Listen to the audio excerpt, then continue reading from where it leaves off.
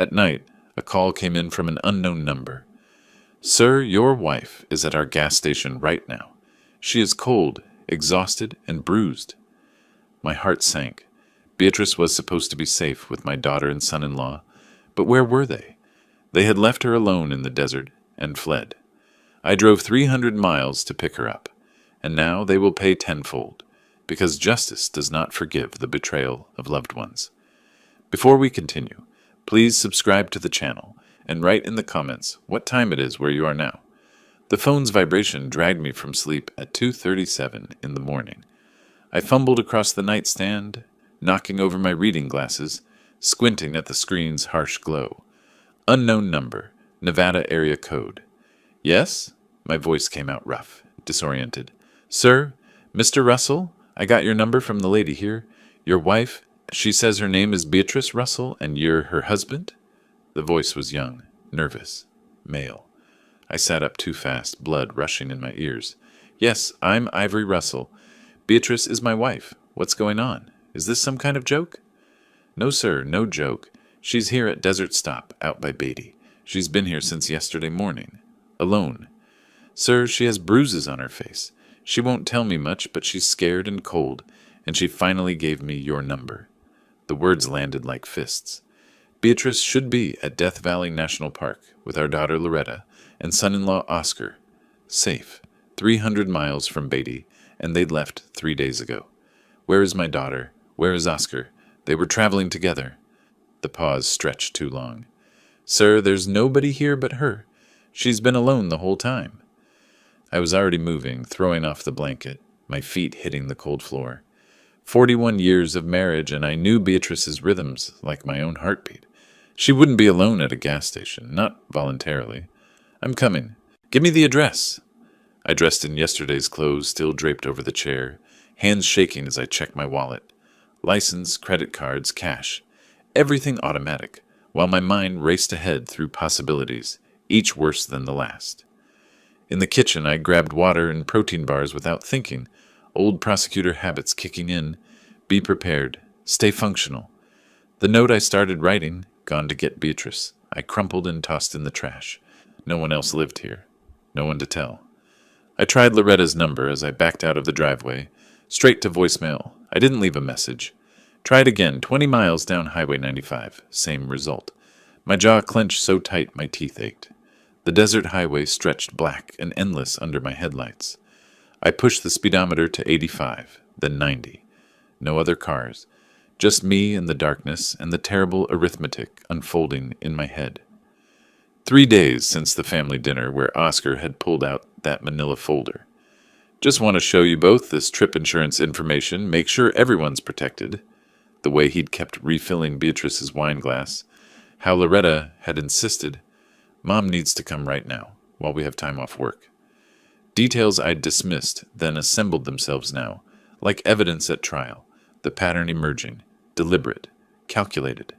Desert Stop appeared suddenly, harsh fluorescent lights blasting the darkness. I swung into the lot too fast, tires squealing, and there she was. Beatrice sat on a metal bench outside the convenience store, wrapped in an employee blanket. Her hair hung in tangled strands around her face.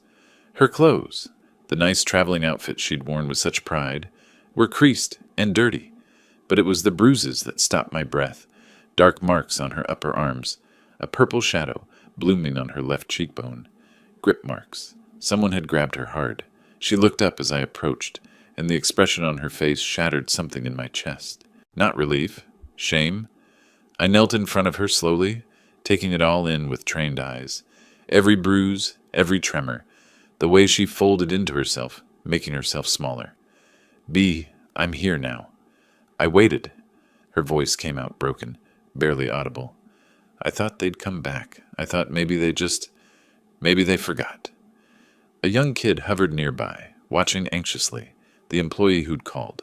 Dark hair, maybe 19. He shifted his weight, clearly wanting to help but unsure how. "Don't talk now," I told Beatrice. "Let's get you somewhere warm and safe. We'll figure this out."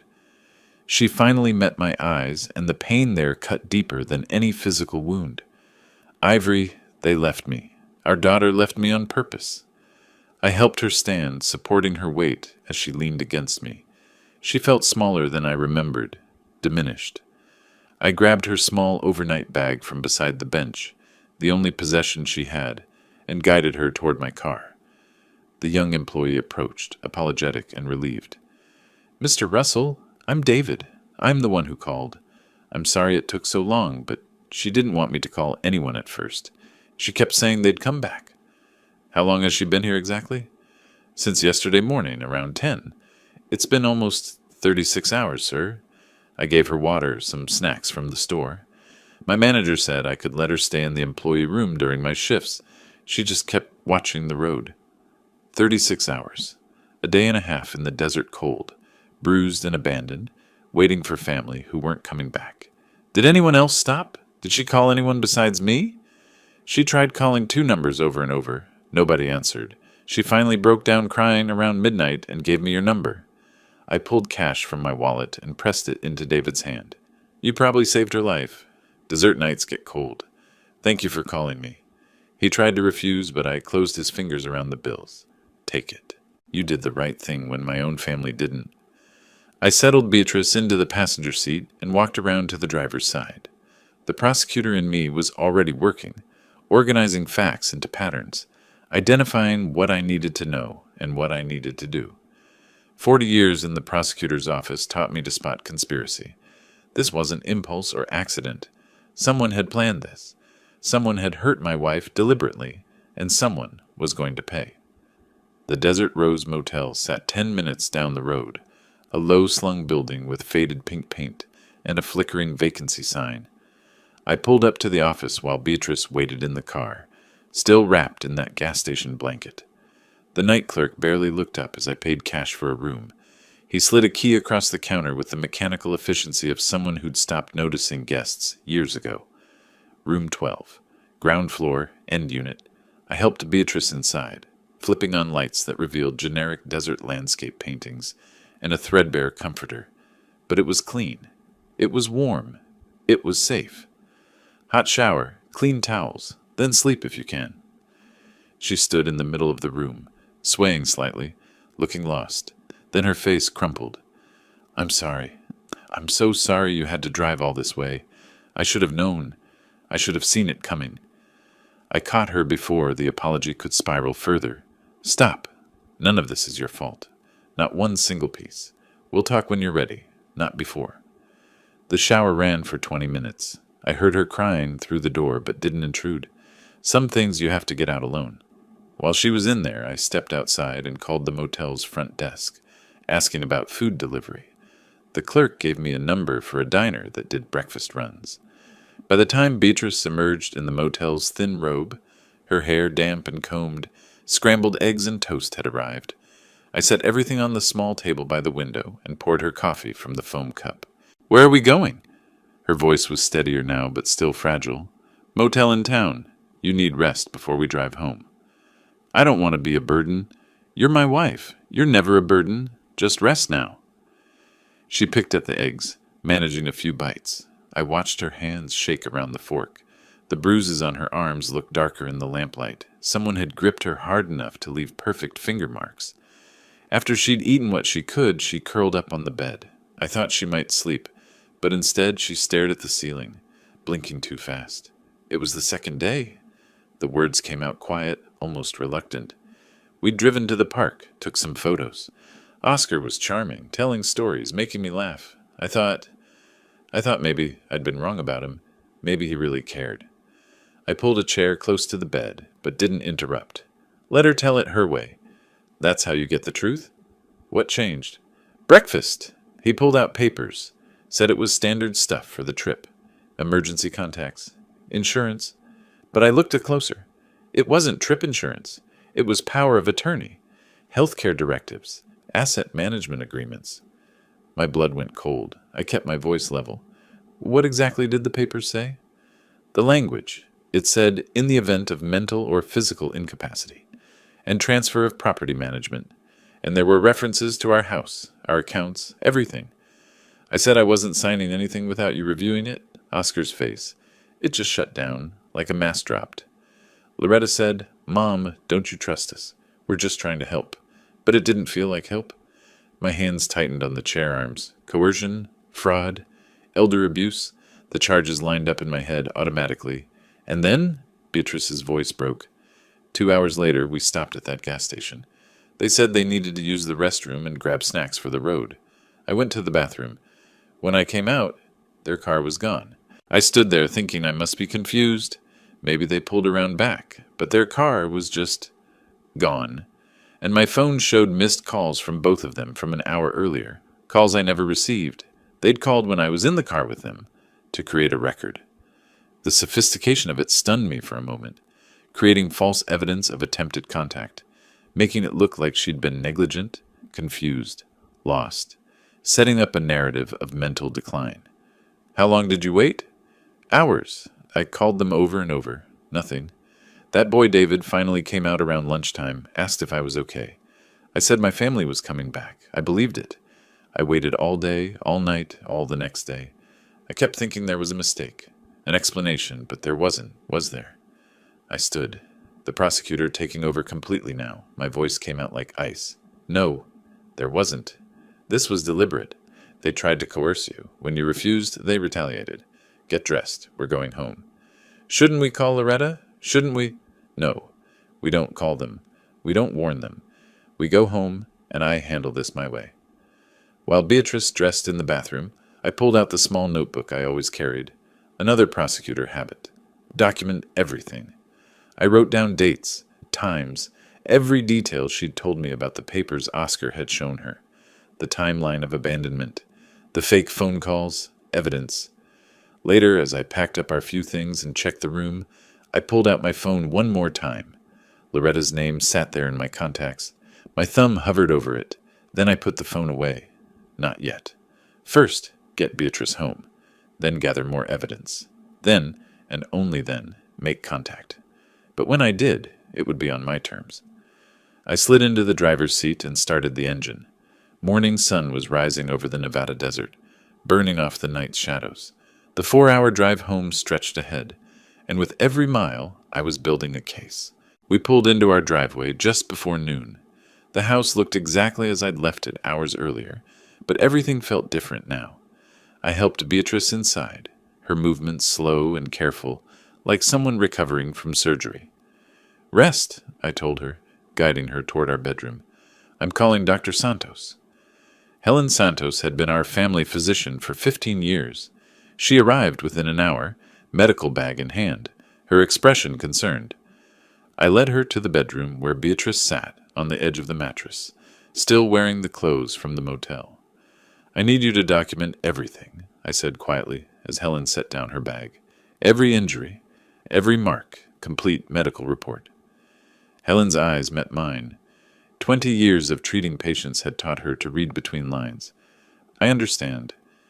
She was gentle with Beatrice, asking permission before each examination, but her documentation was clinical, precise. She measured each bruise with a medical ruler, noting dimensions and color, photographed them with a professional camera, studied the pattern of the grip marks on Beatrice's upper arms. Can you tell me how this happened? Helen asked, her pen poised over her notepad. Beatrice's voice came out barely audible. Someone grabbed me, hard, during an argument. Who grabbed you? The pause stretched. Then, my daughter's husband. I watched from the doorway as Helen wrote it down. Every word, every detail. When she finished, she looked at me again, and I saw recognition there. She'd documented domestic violence cases before. She knew what I was building. The report will be thorough, she said. After Helen left, I went to my office and shut the door. For 40 years, this room had been my sanctuary. Floor-to-ceiling bookshelves, my old prosecutor's desk, framed commendations on the walls. Now it became a war room.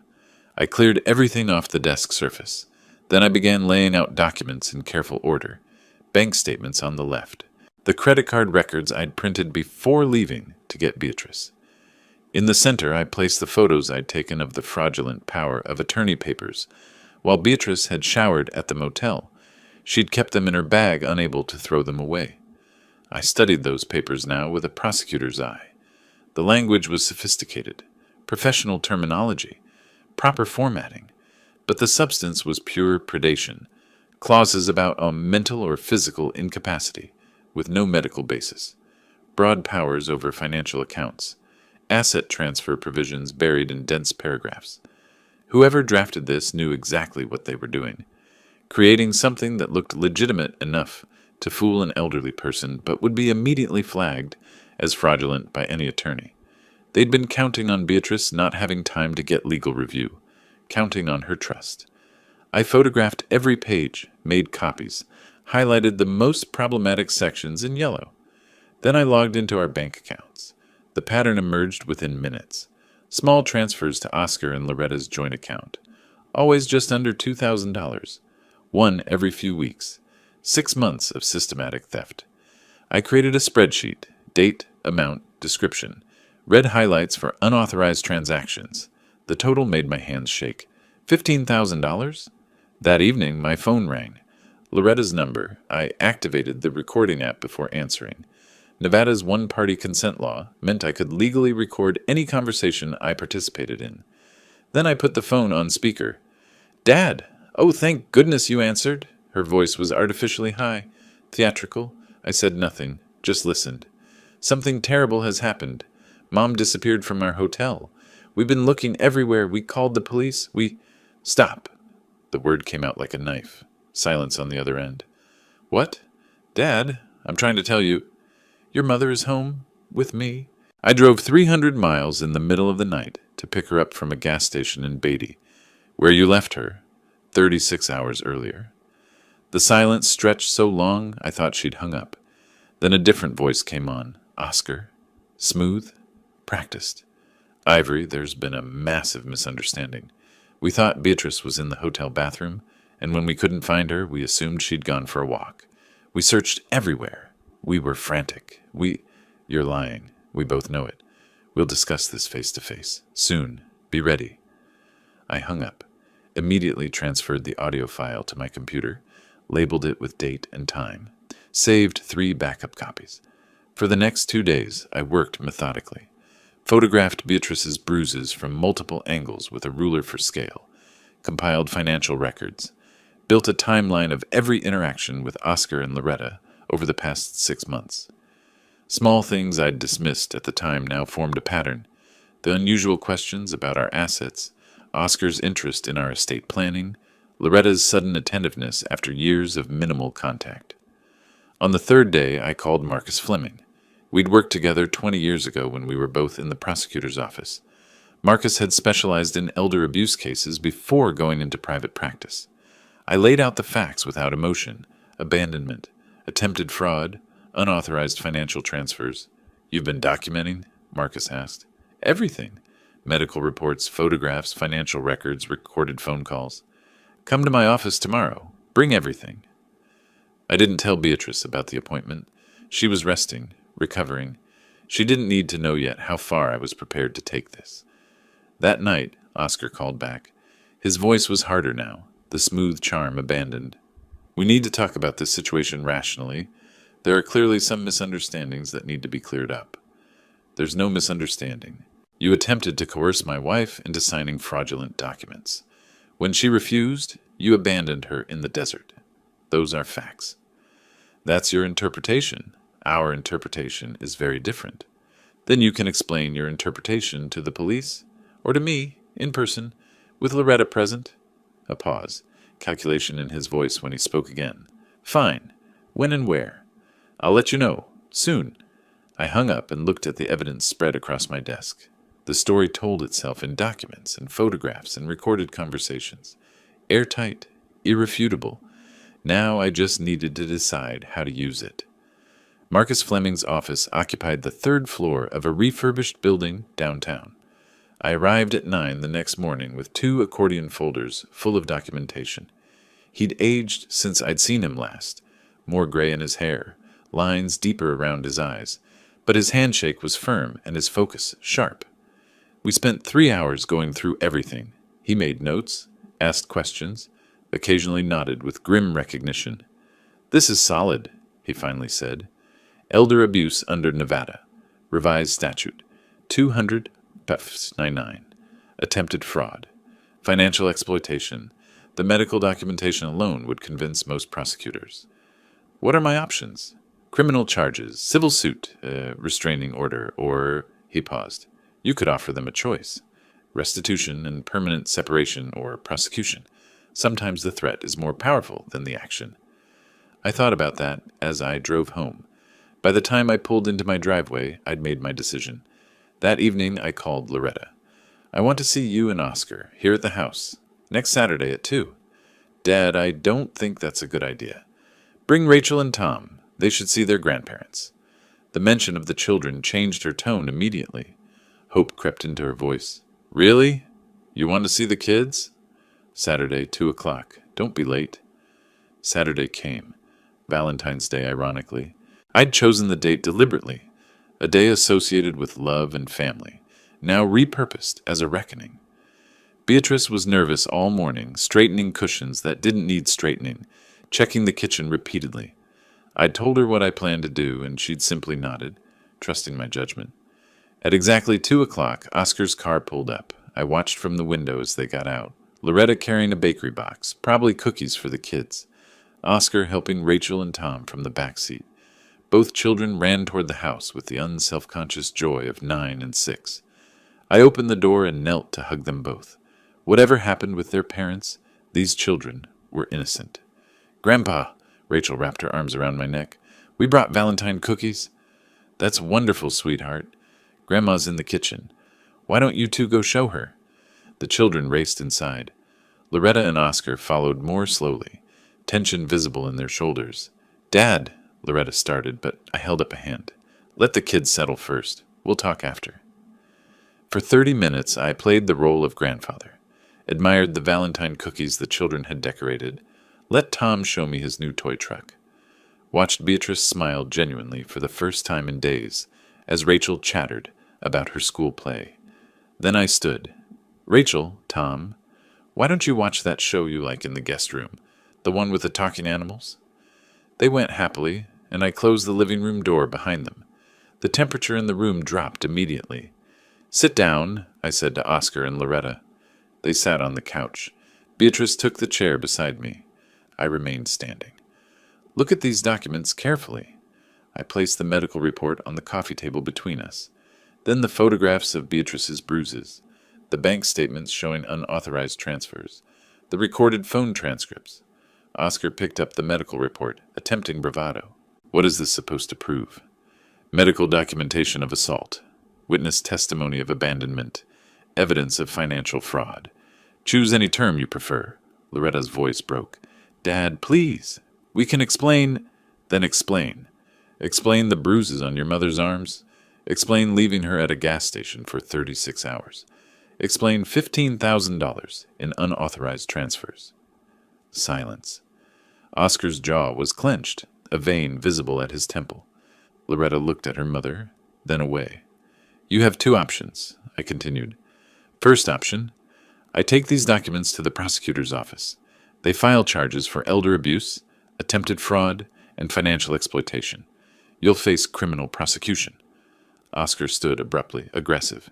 You're bluffing. You can't prove intent. Any lawyer would tear this apart.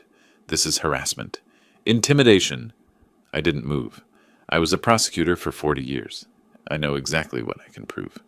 Second option, you return every dollar you took. You apologize to Beatrice.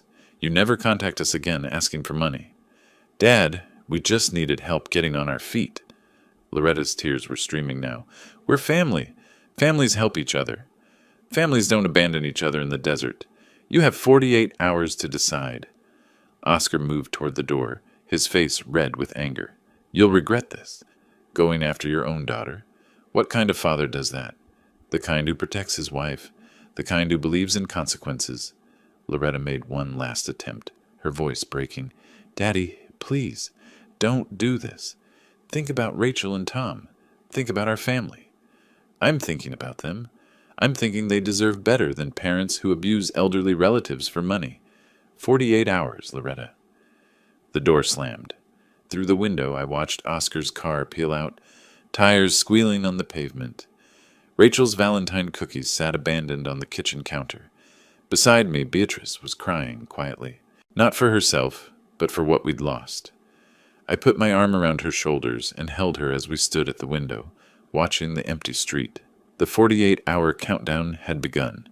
48 hours. 2 full days of silence. No calls. No texts. No apologetic knock at the door. Just waiting, watching my phone like it might spontaneously combust. Beatrice checked hers compulsively too, hoping each time that Loretta's name would appear on the screen. It didn't.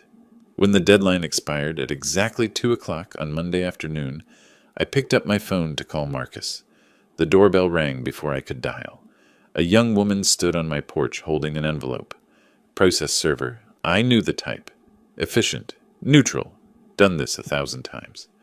Ivory Russell? Yes. She handed me the envelope and walked away. I closed the door and stood in my own foyer, staring at the return address. A law firm in Henderson, not Marcus's firm, theirs. I opened it. The first page made my vision tunnel. Petition for conservatorship. Loretta Russell Valdez, petitioner, requesting legal guardianship over Ivory Russell and Beatrice Russell, based on advanced age, diminished mental capacity, and inability to manage personal affairs. Beatrice appeared from the kitchen, took one look at my face, and went pale. What is it? I handed her the papers without speaking. Watched her read. Saw the exact moment she understood what our daughter had done. Her voice came out shaking. She's saying we're incompetent? That we can't manage our own lives? She's trying to take control of everything we own before I can take legal action against her. Our own daughter thinks we're senile? Or she's lying about thinking that? My jaw clenched so hard my teeth ached. She's not thinking anything. Oscar is thinking for her. This is his strategy. Make us the problem, claim he's protecting us. What do? We fight, and we win. 30 minutes later, I was in Marcus's office. He read the conservatorship petition, his expression darkening with each page. This is aggressive. Whoever advised this strategy is either brilliant or reckless. My money's on reckless. What are our options?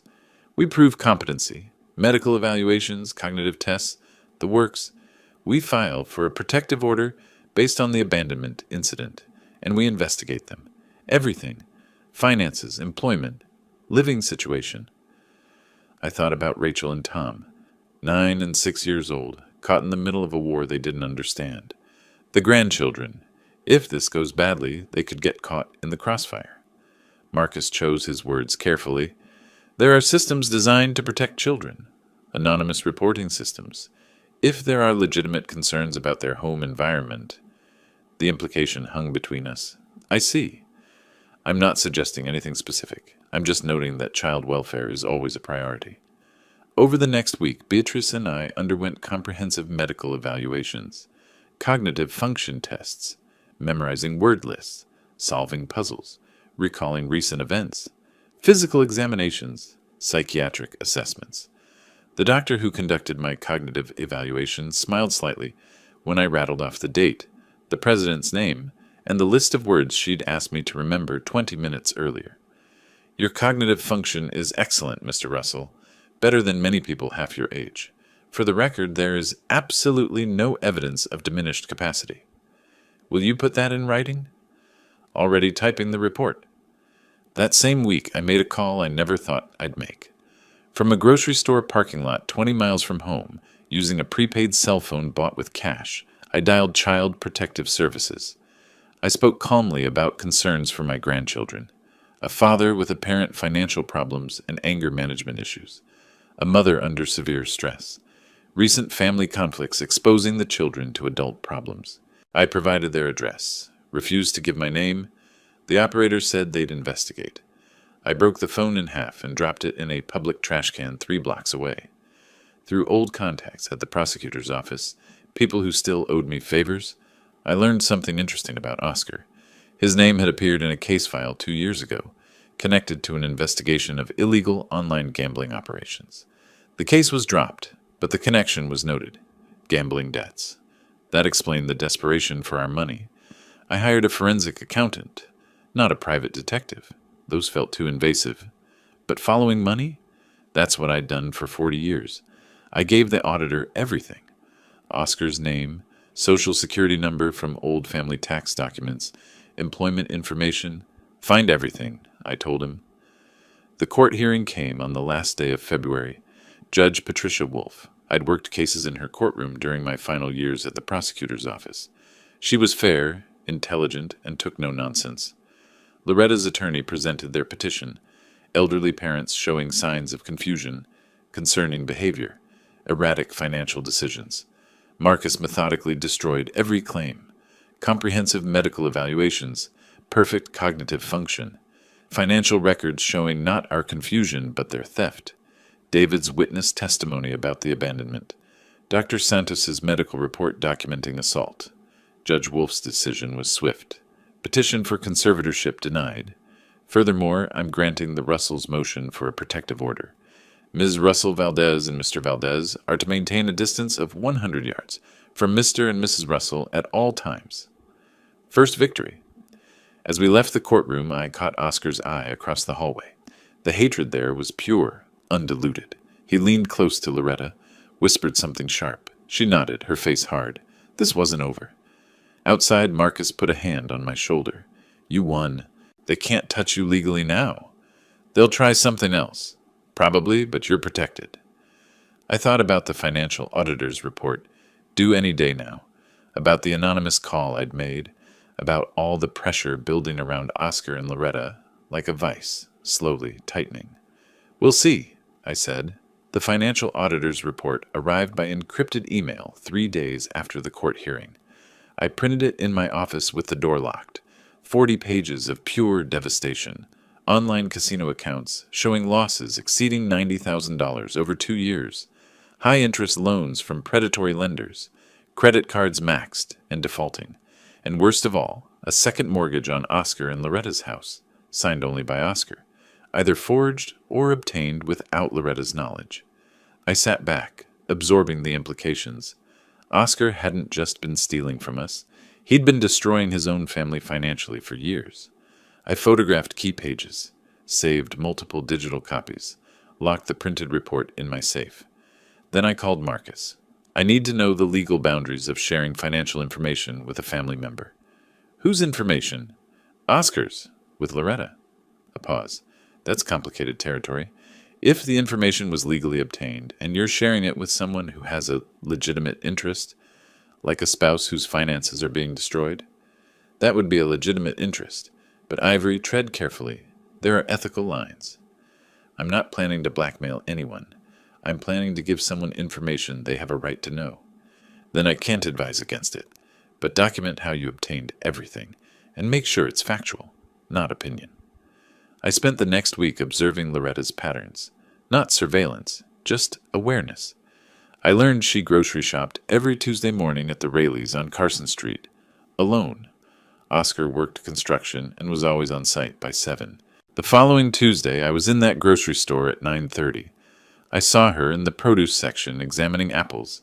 She hadn't noticed me yet. I made sure to stay exactly 101 yards away, just outside the restraining order limit, but within the same public space. Legal. Defensible. Then I moved closer, calculating the distance carefully. 90 yards. 80. She looked up and froze. Don't worry, I said quietly, stopping at exactly 75 yards. I'm not violating the order, but we need to talk. Her face went hard. We have nothing to say to each other. The judge made that clear. The judge said we can't contact each other. She didn't say we can't speak if we happen to be in the same public place. I held up a thick folder. This is information about your financial situation. I think you should have it. I know our financial situation. Do you know about the $90,000 Oscar owes to online casinos? Do you know about the second mortgage he took out on your house, the one with only his signature? Do you know about the credit cards he opened in your name without telling you? Her face drained of color. I set the folder on a nearby display of oranges, within her reach but not handed directly to her. No physical contact, no coercion. I'm not asking you to do anything. I'm not pressuring you. But you're still my daughter, and Rachel and Tom are still my grandchildren. This information is yours. What you do with it is your choice. I walked away before she could respond, headed toward the checkout lanes. I didn't look back. At home, I told Beatrice I'd run into Loretta at the store. True, if strategically vague about the circumstances, She asked if Loretta had said anything about reconciliation. I said no, which was also true. That afternoon, my phone buzzed with a text from an unknown number. "This is Loretta, using a friend's phone. We need to meet. Not at your house because of the order. Tomorrow, Comma Coffee, downtown, 2 p.m. I showed Beatrice the message. "She wants to meet," she said, hope flooding her voice. "Don't get ahead of yourself. She might be coming to yell at me." But I knew better. She was coming to ask questions. The next day, I arrived at Comma Coffee at 1:55. Loretta was already there, sitting at a corner table far from other customers. The folder I'd left sat in front of her, worn from repeated examination. I got coffee, black, and sat down across from her. Stayed silent. Let her speak first. "Is this real?" Her voice was hollow. "All of it?" "Every document is verified. Bank statements, loan records, credit reports. All obtained legally through a forensic accountant. You can verify it yourself. Call the creditors. Check your credit report. The house? The mortgage? My signature isn't on it." "I know." "That's forgery. That's fraud." "Yes." She put her head in her hands. When she looked up, her eyes were red. "How long have you known?" "I hired the auditor after you filed the conservatorship petition. The report came last week." "Why are you telling me this? After everything—" I met her eyes steadily. "Because you're still my daughter, and Rachel and Tom are still my grandchildren. Oscar is the problem, not you. But you need to see that clearly. I don't know what to do. Start by learning the truth, then protect your children. The rest will follow." She gathered the folder, stood abruptly. "I need time to think." "Take all the time you need." She left without another word. I sat there finishing my coffee, watching through the window as she got into her car. She didn't pull away immediately, just sat there staring at the folder in her lap. Finally, she pulled out her phone and made a call. Even from inside the coffee shop, I could see her body language shift, rigid, angry.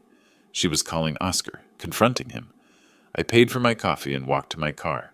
Through my rearview mirror, I watched Loretta on the phone, pacing in tight circles beside her car, her free hand gesturing sharply. The call ended. She stood very still for a long moment. Then she got in her car and peeled out of the parking lot, tires squealing. I started my engine and headed home. Phase 1. Separate them emotionally. Accomplished. That evening, my phone stayed silent. No calls from Loretta, no texts, no updates. I tried to focus on dinner with Beatrice, but my mind kept returning to that parking lot, watching Loretta make that angry phone call. Whatever she'd said to Oscar, it was just the beginning. The call came 12 days later, March 22nd, just after 8 in the morning. Loretta's voice was small, broken. "Dad, it's me. I need to talk to you." I walked to my office, closed the door. "I'm listening." "You were right about everything. The gambling, the debts, the forged documents. I checked it all. I didn't know. I swear I didn't know." The words came out rushed, desperate, but I didn't soften. "You didn't know about the debts, but you knew you left your mother at a gas station. You knew she had bruises. You knew what you did." Silence, then crying. "He told me she was manipulating us, that she ruined the papers on purpose to make us look bad. I believed him because I wanted to believe we were the victims, not the criminals. And now I see what I am, what I did. I don't expect forgiveness. I just need to protect my children from the mess I created." I let her cry for another minute. Then I laid out my terms. If you want any path toward eventual reconciliation, and I'm not promising anything, you need to take concrete action. First, file for divorce immediately. Second, agree to temporary custody of Rachel and Tom with us while you stabilize.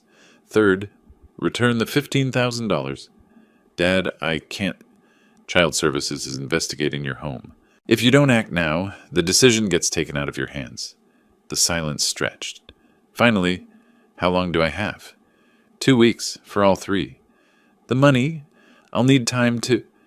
Payment plan is acceptable, but the divorce papers need to be filed within 2 weeks. Non-negotiable. Another long pause. Okay. One more thing. When you file, you need to request that the notary who witnessed the forged mortgage be investigated. That person is either complicit or had their credentials stolen. Either way, it's evidence. I said it casually, almost as an afterthought. But I knew Oscar. Desperate men make desperate choices. and if Oscar thought the notary could be convinced or coerced into changing their testimony. "I'll include it in the filing," Loretta said. We hung up. I sat at my desk for a long time, thinking about next moves, contingencies, how Oscar would react when the walls really started closing in. 2 weeks and 1 day later, on April 5th, Loretta filed for divorce. Marcus called me that afternoon to tell me.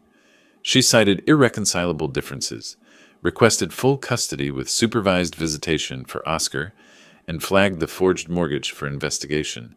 The papers were served to Oscar at his workplace an hour ago. How did he react? Server said he went pale, then red, then walked out of the building without a word. That evening I stood at my kitchen window watching the street. Beatrice was upstairs preparing the guest room for Rachel and Tom, humming softly as she worked. The sound was almost peaceful. My phone buzzed. Text from an unknown number. "You did this. You destroyed my family. This isn't over." I saved the message, forwarded it to Marcus with a note. Documentation for potential restraining order extension. Then I deleted the unknown number and went upstairs to help Beatrice make up the beds. The next phase was already in motion, and this time Oscar would do most of the work himself. That evening my phone stayed silent. No calls from Loretta, no texts, no updates. I tried to focus on dinner with Beatrice, but my mind kept returning to that parking lot, watching Loretta make that angry phone call to Oscar. Whatever she'd said to him, it was just the beginning. The next morning, Marcus called. Child Protective Services completed their home visit at Oscar and Loretta's house. The report isn't public yet, but my contact says they noted concerning financial instability and evidence of ongoing parental conflict. They're requiring a follow-up in 30 days. Another pressure point, another crack in the foundation. Days passed. I went about my normal routine. Grocery shopping, coffee with Beatrice at our favorite diner, reviewing old case files in my office just to keep my mind sharp. But I was waiting, watching. The call came 12 days after the grocery store encounter, March 22nd, just after 8 in the morning. Loretta's voice was small, broken, nothing like the defensive woman from the courtroom. "Dad, it's me. I need to talk to you." I walked to my office, closed the door so Beatrice wouldn't hear. "I'm listening. You were right about everything. The gambling, the debts, the forged documents. I checked it all myself. I didn't know. I swear, I didn't know." The words tumbled out, rushed, desperate. Part of me wanted to comfort her, but the prosecutor in me stayed cold. "You didn't know about the debts, but you knew you left your mother at a gas station. You knew she had bruises. You knew what you did." Silence, then crying, raw and ugly. He told me she was manipulating us, that she ruined the papers on purpose to make us look bad. I believed him because I wanted to believe we were the victims, not the criminals. And now I see what I am, what I did. I don't expect forgiveness. I just need to protect my children from the mess I created. I let her cry for another minute, let the weight of it settle. Then I laid out my terms, each one deliberate, non-negotiable. If you want any path toward eventual reconciliation, and I'm not promising anything, you need to take concrete action. First, file for divorce immediately. Second, agree to temporary custody of Rachel and Tom with us, while you stabilize your situation. Third, return the $15,000 you took. Dad, I can't just... Child Services is investigating your home. If you don't act now, the decision gets taken out of your hands completely. The silence stretched. I could hear her breathing, uneven and shaky. How long do I have? 2 weeks, for all 3 requirements. The money, I'll need time to get that kind of... Payment plan is acceptable. First installment within 30 days. But the divorce papers need to be filed within 2 weeks. Non-negotiable. Another long pause. I could almost hear her calculating, weighing options, realizing she had none. Okay. One more thing.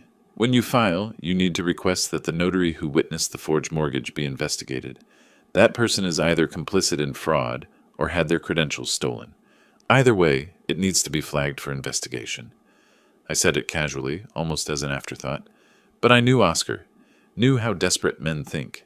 If he believed that notary could be convinced or coerced into changing their testimony, destroying records, covering tracks. I'll include it in the filing, Loretta said quietly. We hung up. I sat at my desk for a long time afterward, looking at the photo on my shelf. Loretta at 8 years old, gap-toothed and laughing, holding up a perfect math test. That child was gone. The woman who'd abandoned her mother in the desert had taken her place. But maybe, eventually, something better could emerge from the wreckage. 2 weeks and 1 day later, on April 5th, Loretta filed for divorce at the Henderson courthouse. Marcus called me that afternoon. It's done. She cited irreconcilable differences, requested full custody with supervised visitation for Oscar, and specifically flagged the forged mortgage documents for investigation. The papers were served to Oscar at his workplace an hour ago. How did he react? Process server said he went pale, then red, then walked out of the building without saying a word. Left his briefcase, his lunch, everything. I thanked Marcus and hung up, walked to the kitchen window, looked out at the quiet street. Beatrice was upstairs preparing the guest room for Rachel and Tom, humming softly as she worked. The sound was almost peaceful. My phone buzzed. Text from an unknown number. You did this. You destroyed my family. This isn't over. I took a screenshot, forwarded it to Marcus with a note. Documentation for potential restraining order extension. Then I blocked the number and went upstairs to help Beatrice make up the twin beds with fresh sheets covered in stars and planets. The next phase was already in motion, and this time Oscar would do most of the work himself. Oscar showed up at my house 6 days after being served the divorce papers. It was nearly midnight when headlights swept across our bedroom window. I was already awake, old prosecutor's instinct. I heard the car door slam, heavy footsteps on the walkway. The pounding on the front door shook the frame. Ivory, I know you're in there. You can't hide from this. I pulled on my robe and went downstairs. Beatrice appeared at the top of the stairs, frightened. Call the police, I told her quietly. Restraining order violation. Oscar's shouting continued outside. You turned my wife against me. You poisoned her mind. You want to take everything. I didn't open the door, just stood in my foyer, phone in hand, waiting. The police arrived within 7 minutes. Through the window, I watched 2 officers approach Oscar, who was still standing on my porch, his face red with rage. They arrested him on the spot. The next morning, Marcus called with an update. He spent 48 hours in jail. Judge set bail at $5,000. He posted it this morning using a bail bondsman. He'll violate again. Probably, they always do. 6 days later, he did. The notary's office was in a small professional building downtown. Carmen Rodriguez had been a public notary for 15 years, meticulous about her records. When I'd mentioned her name to Loretta, I'd known Oscar might try something stupid. He broke in at 3 a.m. on April 18th, smashed the window on the back door, triggered the silent alarm immediately. He was in the office for less than 5 minutes before police arrived, just long enough to search Carmen's files, leave fingerprints on her desk and cabinets, and accomplish absolutely nothing since her records were digitally backed up and legally protected. Security cameras captured everything. Marcus called me the next morning. Your son-in-law is making this remarkably easy for us. Breaking and entering, attempted theft of records, destruction of property. Combined with the restraining order violation, he's looking at serious charges. Will he make bail again? Doubtful. Judge Martinez doesn't appreciate repeat offenders. Oscar's probably looking at 5 to 7 days minimum before hearing. Over the following week, Oscar's life collapsed like a building with its supports removed. His employer terminated him on April 21st, standard policy for employees with pending felony charges. The foreclosure notice on his house arrived April 25th. His car was repossessed 2 days later when he missed the 3rd consecutive payment. Loretta moved into a small apartment downtown, took the children with her. She'd found work as a paralegal, ironic given the circumstances, and was making the first payment on what she owed us. On April 30th, I received a call from Carmen Rodriguez, the notary. Her voice was shaky but angry. Mr. Russell? This is Carmen Rodriguez. The police told me you might have information about why Oscar Valdez targeted my office. He forged documents and needed your records to disappear. I want to testify against him at any hearing, any trial. What he did to your wife, what he tried to do to my business, I want him held accountable. I took down her information, passed it to Marcus. Another witness, another nail. That same afternoon, Oscar's attorney reached out to Marcus about a plea deal. The terms were harsh, but predictable. Plead guilty to breaking and entering, drop the attempted theft charge, 6 months probation, 200 hours community service, restitution for damages. No jail time if he complied fully with all terms. He'll take it, I told Marcus. He has no choice. Probably. His attorney knows they have video evidence and can't win at trial. 2 days later, Loretta called. Her voice was exhausted but steady. Dad, the children want to say goodbye to Oscar before they move in with you and Mom this weekend. Can we meet somewhere supervised? Where?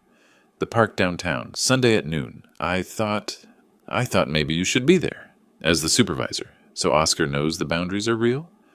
I thought about it, meeting Oscar face to face, with my grandchildren present, at the final moment of his collapse. I'll be there, I said. Sunday morning arrived bright and cold. Beatrice and I drove to Carson Park just before noon. Loretta was already there with Rachel and Tom, sitting at a picnic table near the playground. The children were subdued, sensing the weight of adult problems they couldn't quite understand. Oscar arrived 10 minutes late, driving a borrowed car. He looked diminished, unshaven, wearing rumpled clothes, moving like someone who hadn't slept in days. He stopped when he saw me standing beside Loretta, his jaw clenched. You brought him? Loretta's voice was firm. Dad is here to supervise. Those are the terms. For a moment, I thought Oscar might leave. But then Rachel called out, Daddy! And ran toward him, and whatever fight he had left drained away. I watched him kneel and hug his daughter, then his son. Watched him try to smile, try to pretend everything was fine. Watched him lie to his children's faces about why they couldn't come home with him yet. After 15 minutes, Loretta stood. Time to go. Oscar's mask cracked. Please, just a little longer. We agreed on 15 minutes. He looked at me then, and I saw everything in that look. Hatred, defeat, recognition that he'd destroyed himself more thoroughly than I ever could have. This is all you, he said quietly. You orchestrated everything. I met his eyes steadily. You left my wife in the desert. Everything after that was just consequence. He had no response to that. Just turned and walked back to the borrowed car, shoulders hunched, a man carrying the full weight of his choices. Beatrice took the children's hands, leading them toward our car. Loretta lingered for a moment, watching Oscar drive away. Thank you, she said softly, for being here, for all of this. Take care of those children, I told her. That's all that matters now. We drove home in silence, Rachel and Tom chattering in the back seat about their new room, about the stars and planets on their sheets. Innocent voices, unaware of the war that had raged around them. In my rearview mirror, I watched the park disappear. It was over.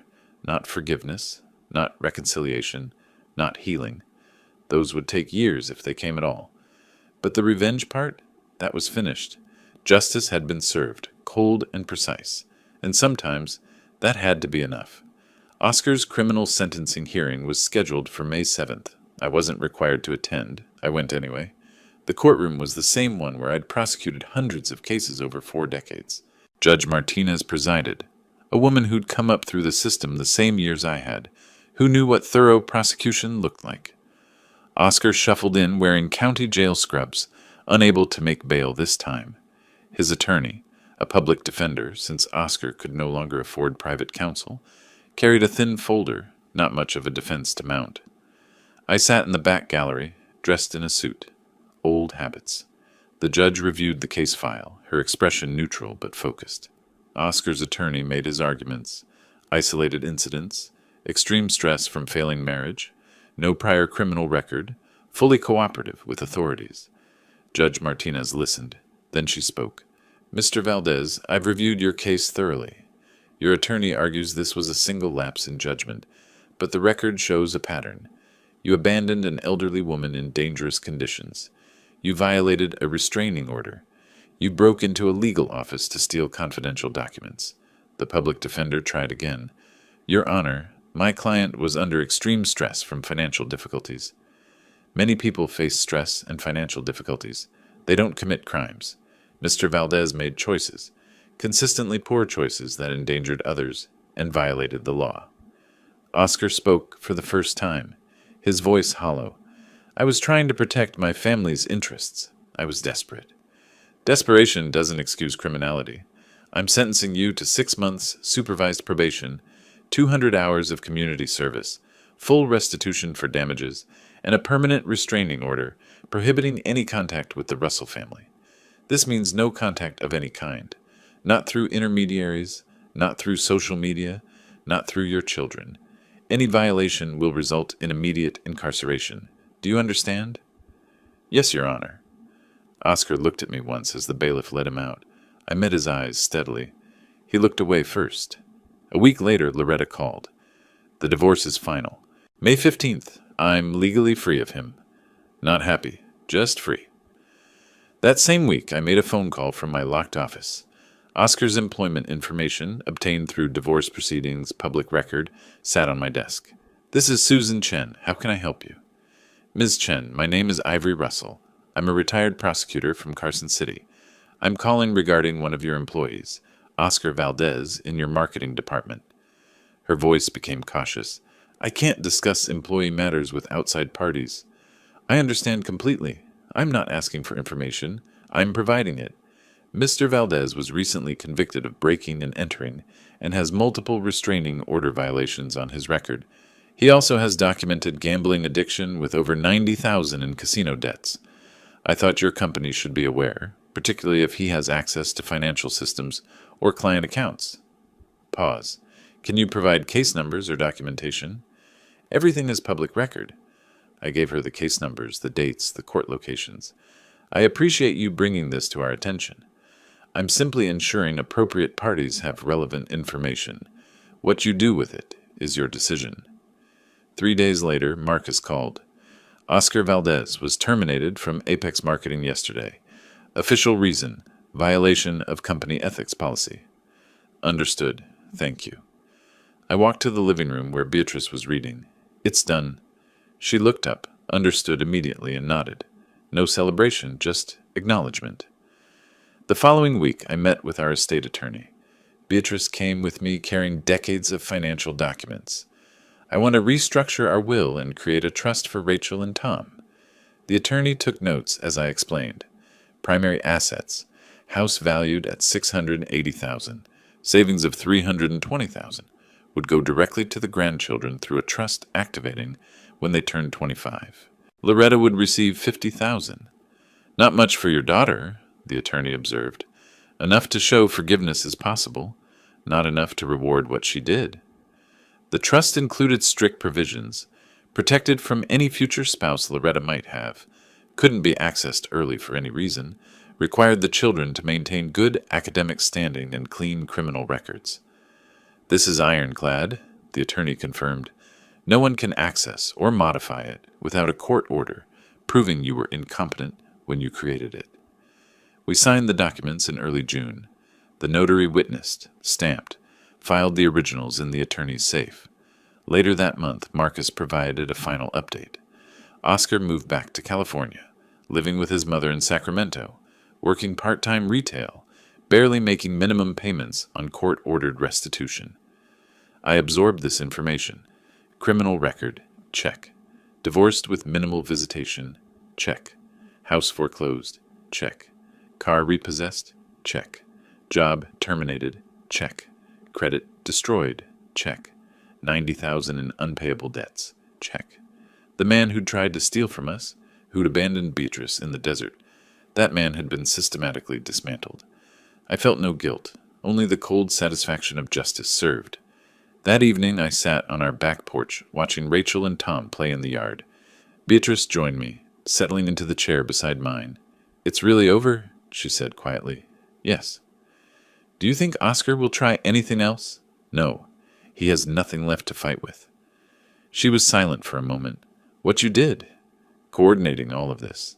Some people might call it revenge. Some people would be right. And you're okay with that?" I thought about the question.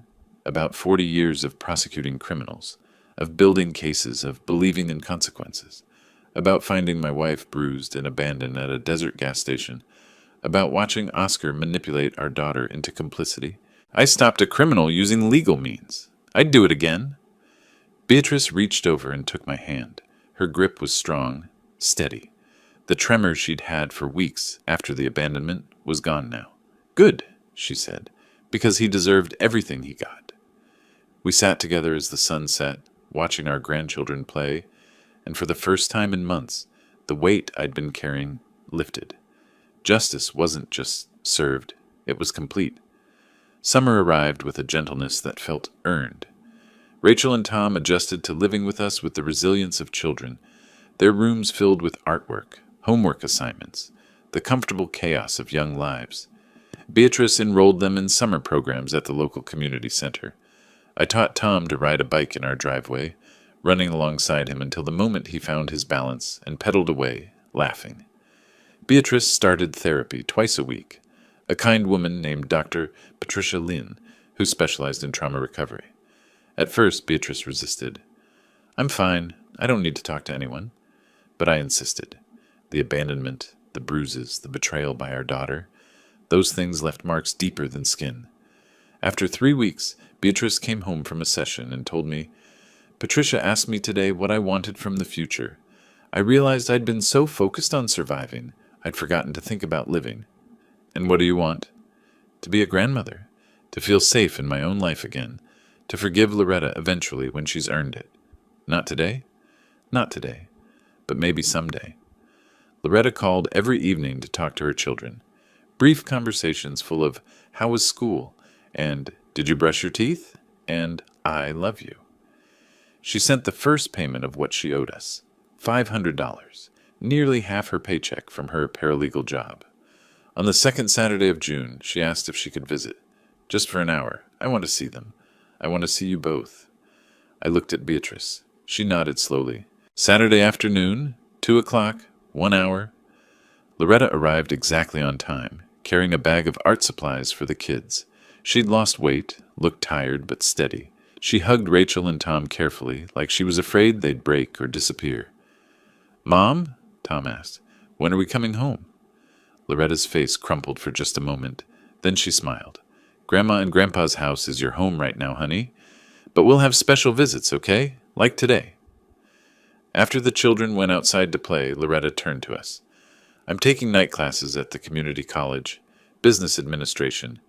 I want to support myself properly, give them stability. I know I can't undo what I did, but I'm trying to become someone who deserves them back eventually.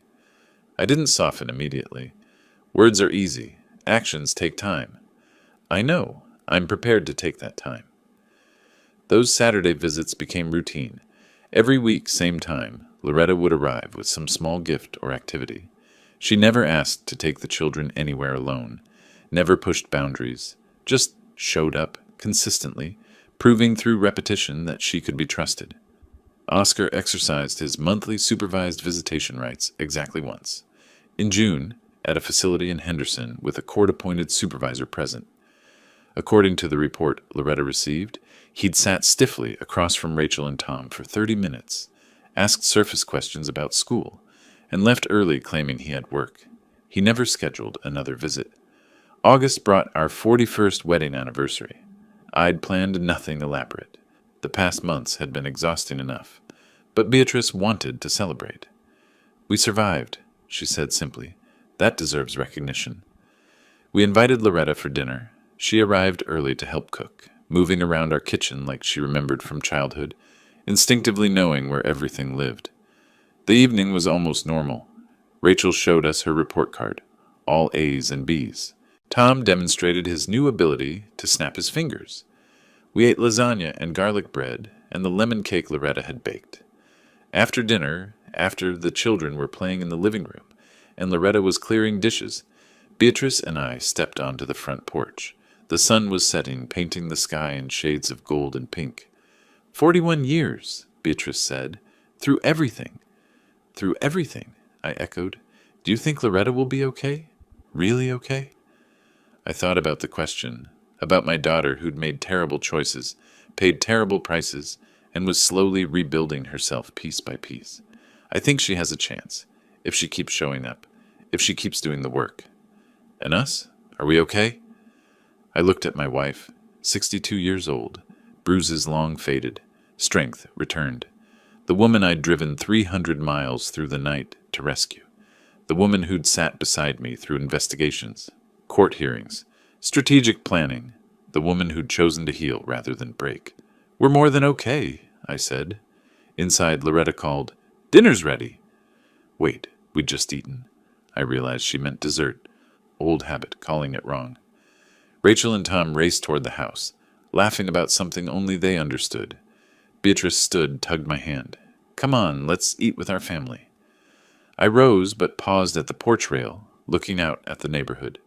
41 years in this house. 40 years as a prosecutor before that. I'd spent my entire life pursuing justice, in courtrooms, through evidence by legal means. What happened with Oscar was just one more case, except it wasn't. It was personal, and personal cases required complete solutions. Oscar was gone, not dead, not in prison, just removed, living a diminished life in California, no threat to anyone. Loretta was here, rebuilding, earning forgiveness slowly. Beatrice was healing. The children were safe. "Ivory!" Beatrice called from the doorway. I turned, saw my wife backlit by warm kitchen light, heard my grandchildren's voices. This is what justice looks like, I thought. Not courtrooms or sentences. This, family, safety, healing. I walked inside, and Beatrice closed the door behind us. Through the window, the porch swing rocked gently in the evening breeze, empty now, but waiting. Tomorrow would come with its own challenges, but tonight was simply dinner with family, laughter around a table, ordinary moments that once seemed lost forever. Beatrice brought out the anniversary cake, 41 candles, actually just 4 in one. We sang, off-key and joyful. I made a wish, not for revenge or justice. Those were complete. I wished for continued healing, for my grandchildren's futures, for my wife's peace. I blew out the candles. Everyone cheered, and for the first time since that midnight phone call from a gas station 8 months ago, I felt something I'd almost forgotten. Contentment. The revenge was over. The healing had just begun, and sometimes that balance was exactly what justice required. If you like this story, please like this video, subscribe to the channel, and share your impressions of this story in the comments. To listen to the next story, click on the box on the left. Thank you for watching.